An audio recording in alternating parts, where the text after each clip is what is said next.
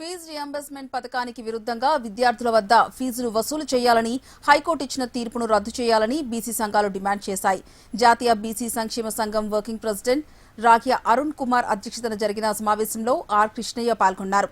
Supreme court తీర్పులు కేంద్ర రాష్ట్ర ప్రభుత్వాల ఆదేశాల ప్రకారం విద్యార్థుల వద్ద ఫీజులు వసూలు చేయరాదని స్పష్టంగా ఉన్నప్పటికీ తాజా తీర్పు లక్షలాది మంది పేద విద్యార్థుల విద్యకు ఆటంకం కలిగిస్తుందని తెలిపారు.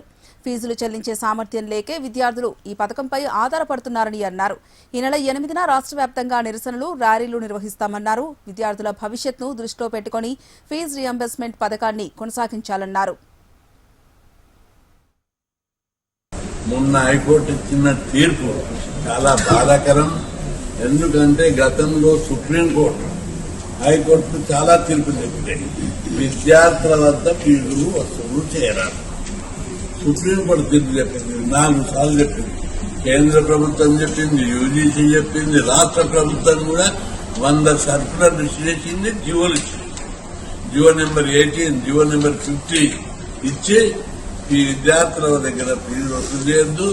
హైయర్ ఎడ్యుకేషన్ కౌన్సిల్ అనేక సర్కులర్ ఇష్యూ చేసింది, విద్యార్థుల దగ్గర ఫీజులు వసూలు చేయడం. ఈ స్కీమ్ యొక్క ఉద్దేశం ఏంటిది?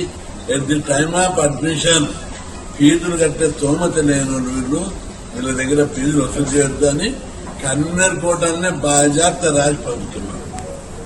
అందుకు విరుద్ధంగా హైకోర్టు ఎవరి ఒత్తిడి వల్ల, ఎవరి అసమర్థత వల్ల, ప్రభుత్వ అడ్వకేట్ జనరల్ అసమర్థతనా, ప్రభుత్వ ఫ్రీడర్ అసమర్థతనా, దాని వెనుక ఏదైనా అదృశ్య శక్తులు ఉన్నారా?